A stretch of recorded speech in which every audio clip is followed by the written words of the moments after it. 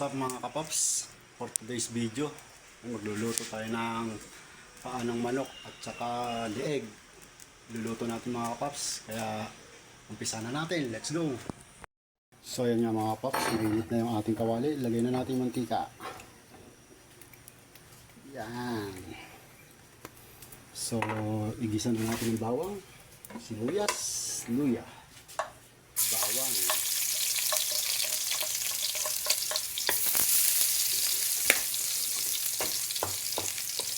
Mekos-mekos lang natin yung mga kapops. Ayan. Para lumabas ang kanyang aroma. Ayan mga kapops. Sunod na natin yung sibuyas mga kapops. Ayan. Halo-haloin na uli natin mga kapops. So isunod na natin ang luya. Ayan. Halo-haloin ulit natin mga kakap.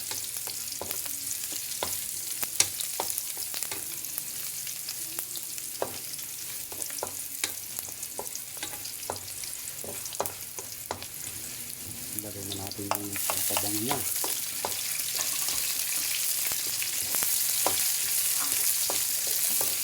At ito na mga kakap. Sunod na natin ang ating manok na paa at sakalo.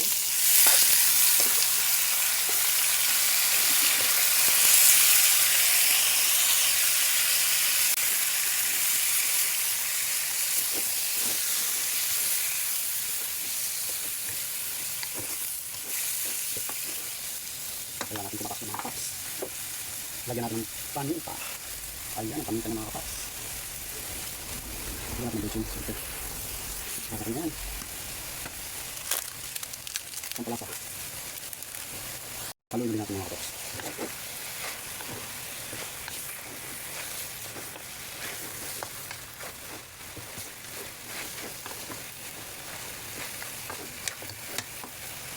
Lagyan natin ng konting pampakulay para kumulay ng konti.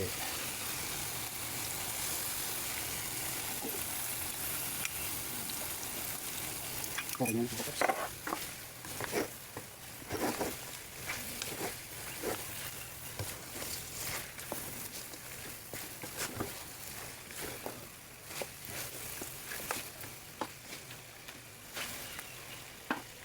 Pero adobo yung mga kapops. Hindi natin tuyo. So yun, okay yan. Kanti pa yun, okay yan mga kapops. Ayan, maganda-ganda ang kulay niya mga kapops. Kaya lagyan natin ng konting sugar, sugar free. Ayan mga kapops, okay diba? Napakayami yan. Haluin ulit natin.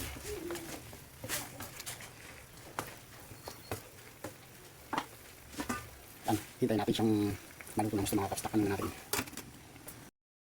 A few moments later. Ilagay na rin natin ang ating tomato paste. Oh. Yan mga kapops, lagay na natin ang ating tomato paste. Nice. Iyo, okay na yan mga kapops.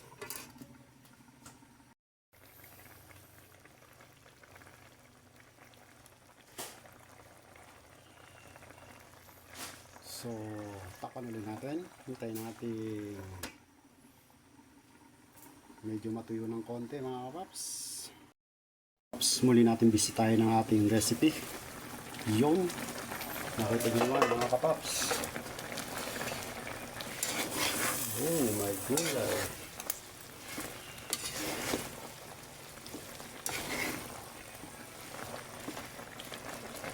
Yan, nakita nyo naman mga kapops. Konting patuyo pa ng sabaw mga kapops. Takpan again. So ayan mga kapops.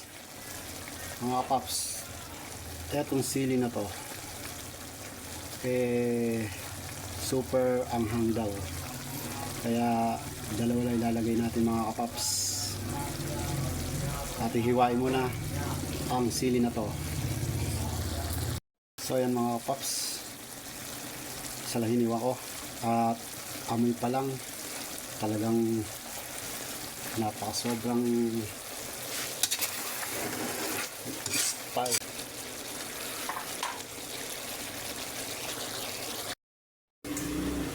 So ayan nga mga kapops, nakaluto na tayo. Ayan, luto na.